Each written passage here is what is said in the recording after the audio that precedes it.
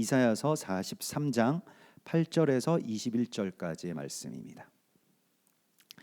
제가 한 절, 여러분들께서 한 절, 이사야서 43장 8절에서 21절까지의 말씀 그렇게 교독하시겠습니다. 눈이 있어도 보지 못하고 귀가 있어도 듣지 못하는 백성을 이끌어내라.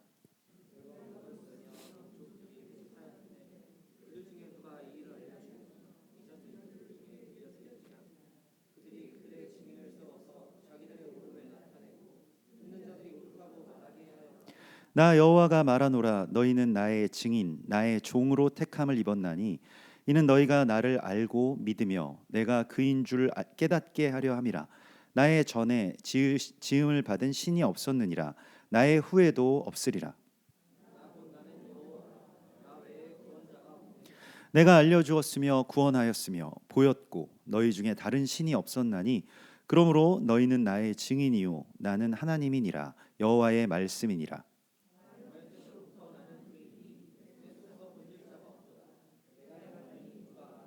너희의 구속자요 이스라엘의 거룩한 이 여호와가 말하노라.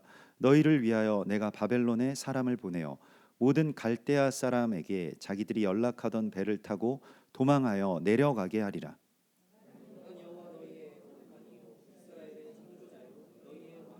나 여호와가 이같이 말하노라. 바다 가운데의 길을 큰 물 가운데에 지름길을 내고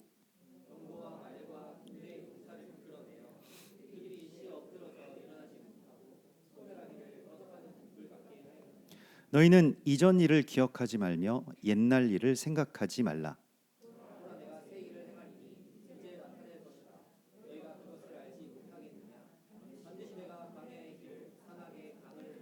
장차 들짐승 곧 승냥이와 타조도 나를 존경할 것은 내가 광야의 물을 사막의 강들을 내어 내 백성 내가 택한 자에게 마시게 할 것임이라. 이 백성은 내가 나를 위하여 지었나니 나를 찬송하게 하려 함이니라. 아멘. 우리가 주님께서 우리에게 보라 내가 이전 새 일을 행하리라라고 이렇게 말씀을 하시는데 그 상황들은 굉장히 안 좋은 상황이었습니다. 이스라엘 백성들이 포로로 잡혀가게 되고 세계에서 가장 험악한 그리고 험악하고 가장 강한 군대에 의해서 멸망하게 될 것이라고 하는 예언이 사실 이사야서의 예언이거든요. 이사야서 우리가 오늘 이제 8절부터 같이 읽었습니다마는 43장 1절은 굉장히 유명한 말씀이죠. 야곱아 너를 창조하신 여호와께서 지금 말씀하시느니라. 너는 두려워하지 말라. 내가 너를 구속하였고 너를 지명하여 불렀나니 너는 내 것이라. 이렇게 이스라엘을 향하신 주님의 말씀이 부어지는데 그런데 이스라엘 백성들은 어떻습니까? 눈이 있어도 보지 못하고 귀가 있어도 듣지 못하였습니다. 자기들이 얼마나 존귀한 백성인지를 알지 못하고 현재의 처지, 그러니까 우리는 나라를 잃어버렸고 아예 그냥 포로로 끌려와서 너무 고통스럽게 살고 있다는 거예요. 너무 두렵고 낙심되고 그런 처지가 이사야서의 그 예언 가운데에 있는 이스라엘 백성들의 처지였습니다. 그래서 눈이 있어도 보지 못하고 귀가 있어도 듣지 못하는 그 백성을 너희가 이끌어내라 이렇게 말씀을 하십니다. 그 우리에게 주신 사명이고요. 우리가 어제 베네딕트 킹 부부가 오셨잖아요. 그래서 베네딕트는 이제 영국에서 알리아하신 유대인이고요. 우리가 어제 나누었던 것과 같이 1919년에 이 미국에서 어떤 문방구에 들어갔던 베네딕트라고 하는 또 다른 유대인이 있었죠. 뭐 한 세기를 넘나드는 또 다른 그 유대인의 이야기를 우리가 어제도 나누었습니다.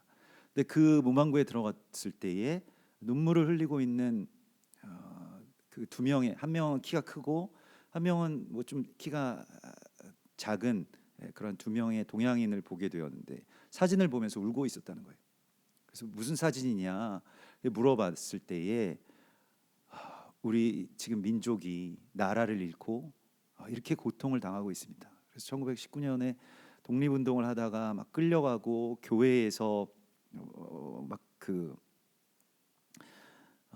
아주 이렇게 말로 표현할 수 없는 그런 뭐 고문이나 또 투옥이나 이런 것들에 대해서 이제 선교사님들이 찍은, 외국인 선교사들이 찍은 그 사진을 그들이 받아서 두 명이 보고 있었다는 것입니다.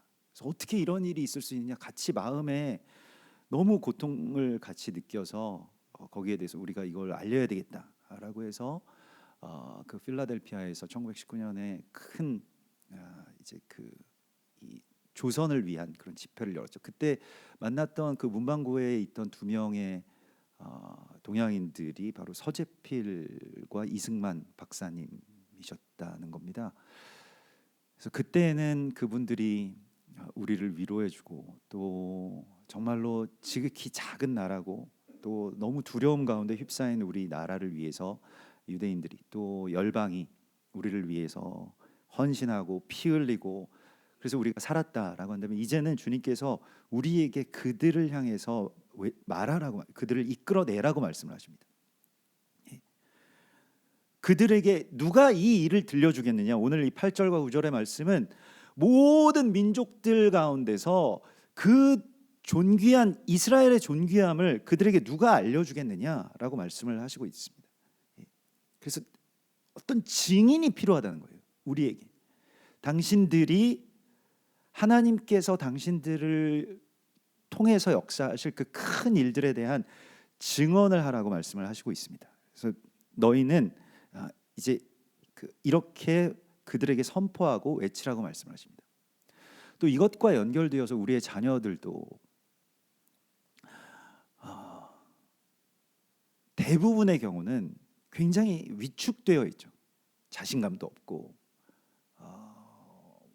뭘 이렇게 적극적으로 하려고 하는 것보다는 내가 무언가에 대해서 잘 못한다라고 하는 어떤 생각이나 또 열등감이나 또 비교 안에서 뭐 우리 나의 상황이나 나의 현재의 어떤 능력이나 이런 것들만 보고 굉장히 이렇게 안타까운데 하나님께서 행하실 일들에 대한 어떤 기대보다는 자기 자신의 지금 현재의 상태에 대한 낙심들로 이렇게 묶여 있는 경우를 굉장히 많이 보게 됩니다. 그래서 난 뭘 잘 못하고 또 잘 못할 것 같고 상황도 좋지 않고 이런 것들이죠. 그래서 그들을 이끌어내라고 주님께서 말씀을 하시는 거예요. 그런데 오늘 주님께서 우리 안에서 행하실 이 새 일에 대하여서 우리에게 오늘 말씀하시는데 그 아이들과 우리 청소년들과 같이 나누었던 말씀과 동일합니다. 너희는 이전 일을 기억하지 말며 옛날 일을 생각하지 말라. 이거 18절의 말씀이죠. 이사야서 43장 18절의 말씀. 이전 일을 기억하지 말며 옛적 일을 생각하지 말라. 이것이 주님께서 우리 안에서 행하시는 새 일과 연결되어 있어요. 이 자체가 사실은 우리에게 주시는 새 일입니다. 우리 안에서 행하시는 새 일이고요. 주님께서 우리 안에서 어떤 새 일을 행하실 때에 자꾸 이전 일의 기억에서 벗어나지 못하는 경우가 있습니다. 내가 갖고 있는 어떤 기억에 대한 것을 주님 앞에 드리는 것, 나의 기억을 주님께 드리는 것이 거룩한 산 제사입니다. 그래서 우리가 두 가지를 주님께서 새 일을 행하게 하시기 위해서 두 가지를 드려야 되는데요. 첫 번째가 기억이고 두 번째가 생각입니다. 근데 기억과 생각을 주님께 드리는 것입니다. 기억이라고 하는 것을 히브리어를 찾아보면 굉장히 특이하고 신비로운 단어를 찾게 되는데 바로 자카르라고 하는 말을 씁니다. 자카르, 뭐 지크론, 뭐 이게 이제 기억인데 이 뭐 지크론은 이제 기억인데 기억하다라고 하는 이 자카르라고 하는 말은 원래는 제물을 드릴 때에 수컷을 드린다라고 할 때 그 수컷을 말합니다. 그래서 아들이 되다, 아들, 수컷 이런 것입니다. 말라기서 1장에 보면 짐승 떼 가운데 수컷이 있거늘 너희가 그 수컷을 드리기를 거절하였도다라고 하는 하나님의 탄식을 보게 됩니다. 근데 그것은 무엇이냐면 우리 안에서 우리의 어떤 기억이라고 하는 것을 주님 앞에 온전하게 드리라고 말씀하시는 주님의 부르심입니다. 여러분 과거의 기억에 매여서 살아가는 분 사람들이 많이 있습니다. 우리의 자녀들 같은 경우에도 좋은 기억이 있고 또 좋지 않은 기억도 있는데, 기억이라고 하는 것은 일종의 그 과거에 있었던 일들에 대한 나의 선택이죠. 하나님께서 과거를 저는 바꾸실 수 있다고 생각합니다. 우리가 기도하면 바꾸실 수 있다고 생각하는데, 뭐 과거에 지나간 일을 뭐 어차피 지나간 거는 다 끝나버린 일이다, 그걸 어떻게 바꾸느냐, 우리는 그렇게 반문할 수도 있겠습니다만은, 하나님께서 실제로 초자연적으로 과거에 가셔서 시간의 주관자이시기 때문에 정말 바꾸실 수도 있겠죠. 저도 가끔씩 그런 기도도 합니다만은, 뭐 그것은 우리의 차원의 이야기는 아니기 때문에, 우리의 영역의 이야기는 아니기 때문에, 그건 뭐 하나님께서 그렇게 해주시면 감사하겠다라고 하는 기도를 우리가 할 수는 있겠죠.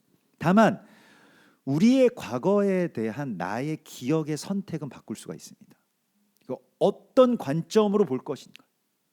그래서 우리 자녀들도 몇 살 때까지 기억이 나냐 제가 물어봤어요. 그랬더니 어떤 친구들은 뭐 기억이 쌩쌩해서 그런지 몰라도, 기억의 용량이 다 차지 않아서 그런지 몰라도 기억을 이제 점점 지워가면서 우리가 살지 않습니까? 중요한 것만 내비두고.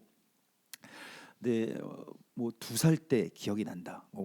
그게 그래서 2살 때 무슨 일들이 있었는지 잘 기억이 난다는 거예요. 대부분은 뭐 5살, 6살 때 정도부터 이제 띄엄띄엄 기억나기 시작한다고. 근데 기억이라고 하는 이 자카르라고 하는 것은 그 히브리어를 보면 이제 무언가를 이게 돌에다가 판에서 새기다는 뜻입니다.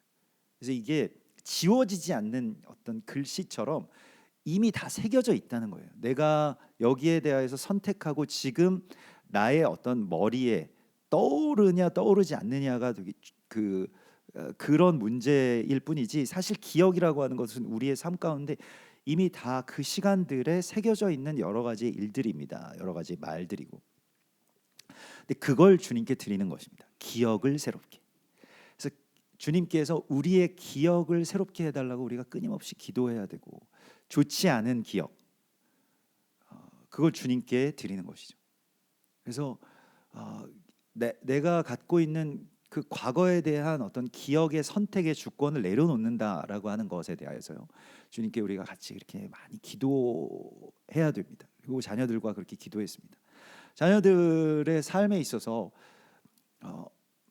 보는 관점에 따라서는 너무 감사하고 좋은 기억이라고 할지라도, 나는 뭐 별로 감사함이 없어, 나는 별로 좋지 않아, 원망만 가득하다라고 한다면, 그것은 이미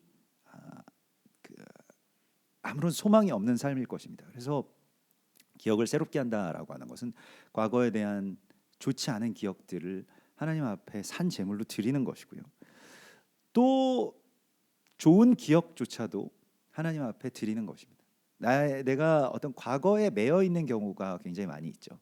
난 과거에 굉장히 뭐 잘났었다, 뭐 이런 경우도 있을 것입니다. 그래서 계속 과거만 이야기하시는 분들이 있을 거예요. 과거의 영화, 과거에 있었던 어떤 일들, 이런 것들이. 그래서 그것에 대하여서도 주님께 드리는 것입니다. 이제부터 행하실 주님의 새 일에 대하여서 우리가 기대하기 위해서는 과거의 기억에 대한 나의 선택권을, 내가 좋지 않은 것만 선택하든지 아니면 좋은 것만 선택하든지, 그 두 가지도 다 사실은 주님의 것이라고 우리가 고백하는 것에서부터 새 일을 주님이 행하시게 됩니다. 안 좋은 기억이 있잖아요. 주님께, 주님 저는 이것을 이제 기억하는 주권을 주님께 올려드립니다라고 할 때에 주님께서 그 기억들을 바꾸어 주시는 것이죠. 그 안에서도 다른 관점을 우리에게 보여주시고요. 그래서 바라보면서 자녀들과 뭐 아주 짧게는 우리가 그런 묵상 기도도 했는데요. 어제 하루 동안 우리가 아침에 일어났을 때부터 저녁에 이 하루 동안 있었던 그 일들을 내가 한번 눈을 감고 한번 생각해 보자. 그래서 어디에 갔었는지, 누구를 만났었는지, 그때 내 기분은 어땠었는지, 그리고 다시 한번 그 자리로 돌아가서 그 시간과 그 공간으로 가서 하나님은 그때 나를 바라보시면서 어땠었을지, 또 엄마는 나를 바라보실 때 어땠었는지, 시점을 다 각각 다른 카메라를 쓸 수가 있잖아요. 기억의 다른 카메라들. 내가 갖고 있는 이 하나의 어떤 관점만을 갖고 있는 것이 아니라, 그때 하나님은 나를 보실 때 어땠어? 그때 엄마는 나를 봤을 때 어땠을까? 이런 것들에 대한 그 관점을, 새로운 관점을 받는 것이 기억을 새롭게 하는 것입니다. 어떨까요? 우리가 그래서 주님이 새 일을 행하신다라고 할 때 자꾸 어떤 외부적인 요소, 뭐 크게 무슨 뭐 어떤 일들이 외부에서 생긴다든지, 무슨 아버지의 뭐 사업이 엄청나게 막 크게 막 뭐 대박이 나신다든지, 뭐 이러한 것들만을 우리가 생각하고, 내가 뭐 어디에 무슨 뭐 어떻게 된다던가 이런 상황들만을 생각하는데, 그 상황의 새 일이 아니라 내 내면에서 그 기억의 관점이 새로워져야만 현실의 이야기들과 미래의 일들이 바뀔 수가 있습니다. 그래서 자꾸 하나님께서는 우리에게 그 기억을 드리라고 하시는 거예요. 짐승 가운데 그 수컷, 그 자카르를 드려라. 그 기억을 드려라. 그래서 우리가 때로는 그러면, 나는 그때 너무 억울하게, 또 나는 너무 가혹하게 그때 고난을 당했습니다 라고 하는 그런 기억들이 있지 않습니까? 우리 민족에게도 그런 기억들이 새겨져 있습니다. 근데 저는 그 기억들이 절대로 누군가에 대한 증오나 원망이 되어서는 그것은 저주라고 생각합니다. 그렇죠? 일본에게 우리가 그렇게 많이 당했어요. 그래서 가끔 어떤 분들은 일본 놈이라고 부르기도 합니다. 우리가 그렇게 당한 게 있는데 그걸 그냥 쉽게 놓아줄 수가 있느냐. 그러나 또 다른 관점에서 그 가해한 그 가해자들에 대한 회복의 열쇠는 또 우리가 갖고 있겠죠. 피해자들이 갖고 있을 것입니다. 그래서 우리가 용서하고, 용서를 넘어서서 그들에 대한 하나님의 마음을 품고, 그들도 사실 어찌 보면 사단의 그냥 도구로, 그 저주 가운데서 그런 일들을, 자기들이 무슨 일을 하는지도 모르고 했을 거 아니겠습니까? 그러면 거기에 대하여서 우리가 같이 용서하고, 또 더 나아가서 하나님께서 행하실 일들에 대한 소망을 품고 그들에게 복음을 전하고 그들과 함께 나아가는 것, 그들이 죄를 사죄하든 사죄하지 않든 그것과 상관 있는 것이 아닙니다. 우리 기억의 문제예요. 그래서 기억을 새롭게 한다라고 하는 것에 대하여서, 이 기억이라고 하는 것이 하나님께서 우리를 기억하시도록 하는 것, 또 내가 갖고 있는 기억을 하나님께로 돌려드리는 것이라고 하는 것이요. 그래서 그 자카르라고 할 때에 이 자카르를 어디에서, 성경 그 히브리어는 성경에 언제 제일 먼저 나왔느냐가 되게 중요하거든요. 그 뜻이 전체를 다 지배하게 되는데, 자카르라고 하는 말이 언제 제일 처음 쓰여졌냐면 창세기 1장 27절에 쓰여집니다. 근데 우리는 이제 거기에 기억이라고 하는 말이 안 나왔기 때문에 그냥 넘어갔지만은, 창세기 1장 27절에 하나님이 자기 형상, 곧 하나님의 형상대로 사람을 창조하시되 남자와 여자를 창조하시고, 이렇게 되어 있습니다. 남자를 자카르라고 썼어요. 하나님이 형상이라고 하는 것도 이렇게 새긴다는 것입니다. 자카르도 새긴다는 뜻이에요. 그래서 하나님의 형상을 우리에게 새겨 놓으셨다는 것입니다. 우리가 때로 부당한 고난을 당했다 할지라도 그 고난을 어떻게 기억하면 그것이 우리에게 은혜가 되냐면요, 그리스도 예수께서 이 일을 겪으셨겠구나라고 하는 것이요. 그리스도 예수를 바라보고 그 형상이 내게 새겨지는 것이구나라고 할 때에는 예수와 곧바로 연합됩니다.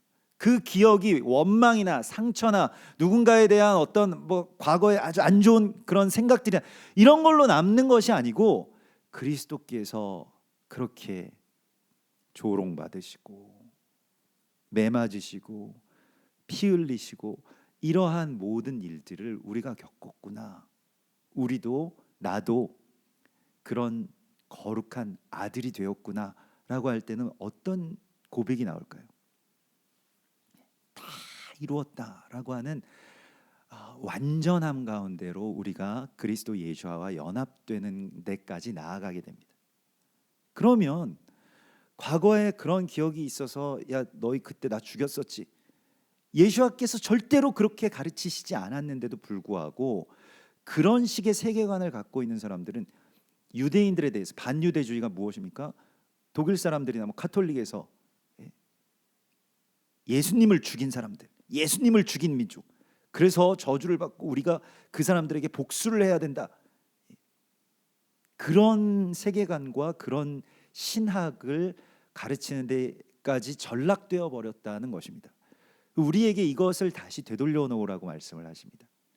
그래서 먼저는 기억을 새롭게 하라고 말씀하시고요, 두 번째는 이전 것을 너희가 기억하거나 옛날 일을 생각하지 말라, 이렇게 말씀을 하십니다. 생각이라고 하는 것은 그 being이라고 하는데요, 히브리 말로 이 being이라고 하는 것은 자주 찾아간다라고 하는, 이제 뭔가 빈번하다라는 뜻입니다. 우리 말로도 빈번하다라고 하는 뜻과 being이라고 하는 말이 있습니다. 그러니까 계속 그것만 생각하는 것이죠.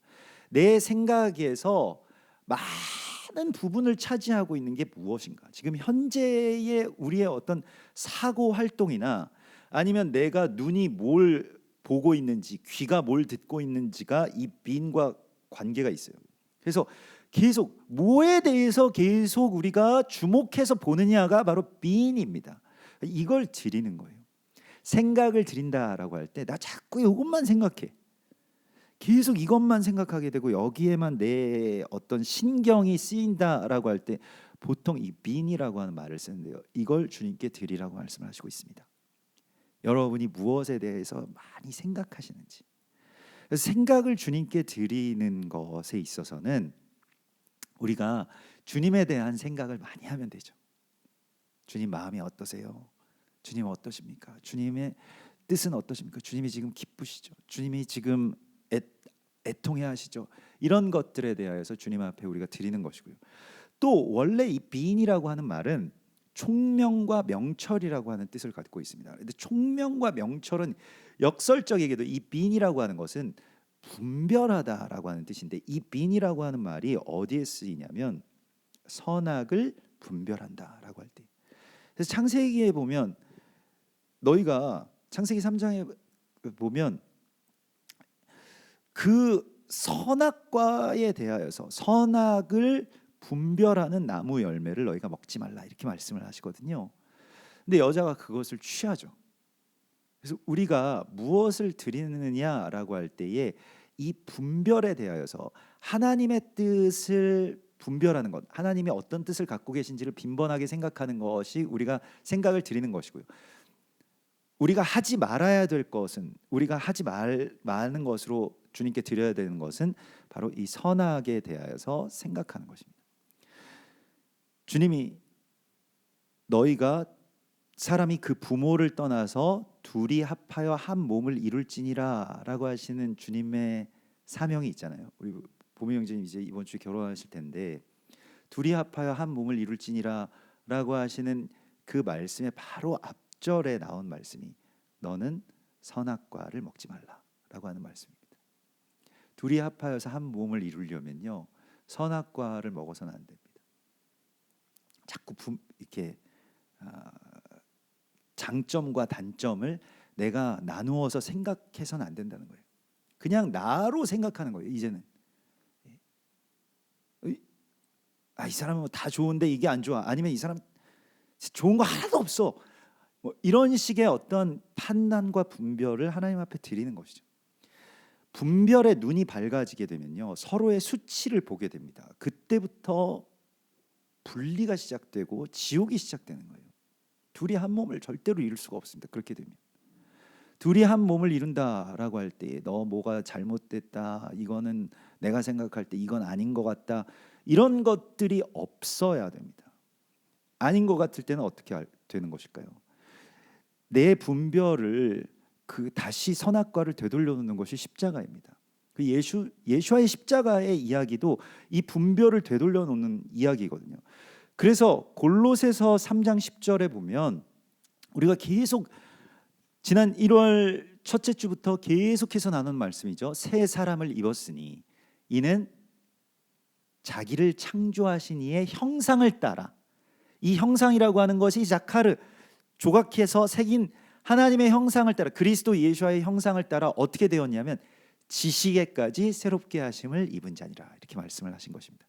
이게 골로새서 3장 말씀이에요. 성경을 있으신 분들은 한번 찾아보시면 좋을 것 같은데, 골로새서 3장을 보면 골로새서 3장 10절의 말씀이 새 사람을 입었으니 이는 자기를 창조하신 이의 형상을 따라 지식에까지 새롭게 하심을 입은 자니라, 이렇게 말씀을 하시고, 8절과 9절은 어떻습니까? 우리가 버려야 될 옛사람의 자아인데요. 한번 같이 읽어볼까요? 이제는 너희가 이 모든 것을 벗어버리라. 옛사람을 벗어버리라고 말씀하시는데 그 옛사람은 무엇입니까? 곧 분함과 노여움과 악의와 비방과 너희 입에 부끄러운 말이라. 너희가 서로 거짓말을 하지 말라. 옛사람과 그 행위를 벗어버리고, 10절에 새 사람을 입었으니 이는 자기를 창조하신 이의 형상을 따라 지식에까지 새롭게 하심을 입은 자니라. 다시 한번 우리가 복습하는데요, 지식에까지 새롭게 하심을 입은 이 새 사람을 입은 자는 어떤 사람입니까? 항상 막 분노가 차 있고, 막 이거 잘못됐어 막 분노하고, 또 노여워하고 악의에 찬 막 비방, 뭐 걔네는 뭐 잘못됐어, 얘는 뭐 마귀의 자식들이야, 이런 것들을 다 벗어버리고, 그것에 대해서는 주님이 하신 말씀이 있어요. 그런 거 다 거짓말이라고 말씀을 하십니다. 팩트인데 뭘 거짓말이라고 하느냐라고 할 때에 그 진리는 팩트와는 좀 다르죠. 진리는 그리스도 예수와의 십자가입니다. 십자가가 그 모든 분노와 원한과 악의에 찬 비방을 축복과 하나됨의 이야기로 바꾸는 거죠. 12절의 말씀 한번 읽어볼까요? 12절, 그러므로 너희는 하나님이 택하사 거룩하고 사랑받는 자처럼 긍휼과 자비와 겸손과 오래 참음을 옷 입고. 새 사람은 바로 이런 사람입니다. 어떤 사람일까요? 긍휼과 자비와 겸손과 오래 참음을 옷 입는데, 이거는 옷을 입는다라고 하는 것은 아직 내가 이게 내 자신이 그렇지 않아도 그런 것처럼 일단 옷을 입으라는 거예요. 여기 보십시오. 12절에 그런 사람처럼. 그리고 13절에 같이 읽겠습니다. 누가 누구에게 불만이 있거든 서로 용납하여 피차 용서하되 주께서 너희를 용서하신 것 같이 너희도 그리하고. 뒤에 이 모든 것 위에 사랑을 더하라. 이는 온전하게 매는 띠니라. 아멘. 그래서 우리가 자녀들이 때로는 그 기억을 버리지 못하고 생각을 버리지 못하면 복수하잖아요. 누군가에게 삶으로 복수합니다. 자기 자신에게도 복수하고요. 그것이 뭐 분노로 나타나거나 이상행동으로 나타나거나 아니면 아예 삶을 포기한 듯하는 어떤 그런 행동으로 나타나거나, 뭐 이렇게 되는 이 세대의 어떤 불안 가운데 우리가 살아가고 있습니다. 그런데 오늘 주님께서는 우리에게 누가 누구에게 불만이 있거든 피차 용서하고, 그리고 이것이 바로 우리가 새 사람을 입는 일이라고 말씀을 하시고 있습니다. 새 사람을 입을 때 여러분들이 새 일을 하나님께서 여러분들 안에 행하실 것인데, 거기에서 지금 계속 그것을 막고 있는 무언가가 있다는 것입니다. 그게 우리의 저주인데 그 저주의 옷을 벗어버리라고 말씀을 하시고 있습니다. 그리고 16절에 시와 찬미와 신령한 노래로 서로 화답하고 너희는 감사하는 자, 찬송하는 자, 예배하는 자가 되라. 무엇을 하든지 말에나 일에나. 자, 예배는 무엇입니까? 오늘 우리가 주일날 이 아침에 주님 앞에 나와서 예배에 참석하면 그것이 예배의 끝이 아닙니다. 항상 말씀드리지만 이것이 예배의 시작인데, 그러면 그 예배가 삶의 예배로 어떻게 연결되느냐가 되게 중요하겠죠. 삶의 예배는 여러분들이 계속 야 근데 이거 뭐 잘못되지 않았냐, 이거 뭐 나라가 이 모양이냐, 뭐 아니 너희는 왜 이렇게 사냐, 뭐 저 사람 왜 저러냐, 이런 말들이 내 안에서 나왔던 것이 바뀌는 것입니다. 무엇입니까? 시와 찬미와 신령한 노래로 서로 화답하는 거예요. 여기에서 하나님의 나라가 여러분들의 가정과 관계 안에 찾아옵니다. 내가 할렐루야 할 때 우리의 자녀들과 우리의 아이들이 같이 화답한다면 그게 예배잖아요. 야, 이거 얼마나 감사하냐. 너무 좋다. 너무 귀하다. 이런 것들이 서로 화답하면서 하모니를 이루고 더 증폭됩니다. 소리들이. 그래서 무엇을 하든지 다 주께 하듯 하라. 그러면서 부모들에게는 자녀를 노엽게 하지 말라. 자녀들에게는 육신의 아버지에게 하나님을 대하듯 하라. 육신의 어머니에게 하나님을 대하듯 하라. 주를 섬기듯 하라 라고 하는 말씀이 계속 이어지는 거예요. 이게 새 사람이 되는 것입니다. 그러면 이것의 시작점은 어디에 있을까요? 내 기억을 드리고 내 생각을 주님 앞에 산 제물로 드릴 때에 있는 일입니다. 근데 이거 한 번 하는 것이 아니고요. 이게 우리가 나는 날마다 죽노라라고 하는 것과 같이 매일매일 나 예전에 한번 그리스도 십자가의 은혜를 받았습니다. 그걸로 끝이 아닙니다. 오늘 매일매일 내 안에서 그런 것들이 다 못 박혀지고 그 다음에는 무엇이 나와요? 너희는 감사하는 자가 되라. 감사를 넘어서서 예배를 같이 드리라는 거예요.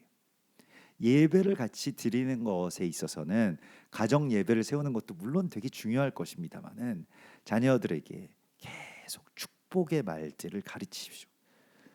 저주를 대물림할 것입니까? 아니면 축복을 대물림할까요? 계속 막 걱정, 저주, 막 뭐 이런 것에 대한 어떤 고통 이런 것들로 가정이 계속 묶여 있다라고 한다면 그 자체가 너무나도 큰 저주입니다, 여러분. 오늘 하나님께서는 우리 안에서 새 일을 행할 것인데 옛 사람의 어떤 자아를 과감하게 그냥 벗어서 던지고 그것은 악의에 찬 말, 분노, 노여움, 두려움 이런 것들입니다. 그거 다 벗어 던지고 너희는 새 사람을 입으라. 그 새 사람은 찬송하는 것입니다.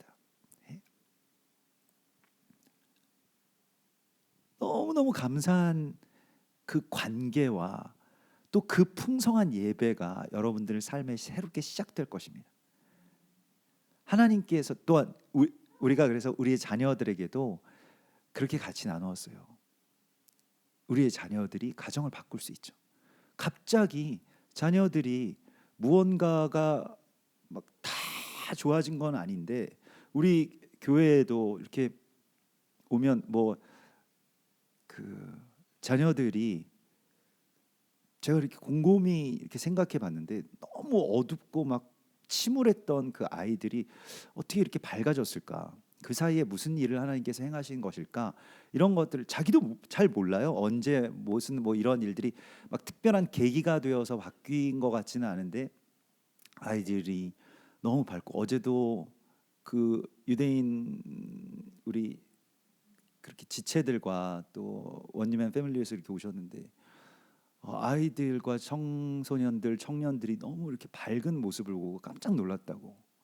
그래서 스스럼 없이 다가오고 또 같이 격이 없이 같이 예배드리고 어떤 장벽이 없이 그런 것들이 너무 반가웠다고 말씀을 하시면서 너무너무 감사하다는 그런 말씀을 해주셨습니다. 너무 감격하시고 우리가 전에 위로를 받았으면 또 이제는 우리가 그렇게 위로를 전하는 자들이 되고 우리에게 너희가 그런 사람들을 끌어내라. 어떤 실망과 절망 가운데서 계속 원망하고 나는 막 뭐 때문에 잘못됐고 바벨론 사람들 때문에 잘못됐고 누구 때문에 이 하마스 때문에 잘못됐고 뭐 저런 사람들 때문에 잘못됐고 이런 것들에 대해서 막 실망하고 있는 사람들을 끌어내라고 말씀하십니다. 어떻게 끌어냅니까? 시와 찬미와 신령한 노래로. 내가 예배할 때, 내가 감사할 때, 나 이런 상황인데도 불구하고 너무너무 항상 기뻐하고 하나님께 감사할 때 여러분들이 세상을 바꾸실 수 있습니다. 자녀들은 부모를 변화시킬 수 있고요. 부모님들은 자녀들을 변화시킬 수 있고 부부가 한 사람이 될 수가 있습니다. 한 세 사람을 이룰 수가 있어요. 그것은 다 내가 기억이나 나의 지금 현재의 생각을 주님께 산 제물로 드릴 때 일어나는 놀라운 새 일입니다. 이 새 일을 여러분들의 삶 가운데서 하나님께서 이루시겠다고 약속하십니다.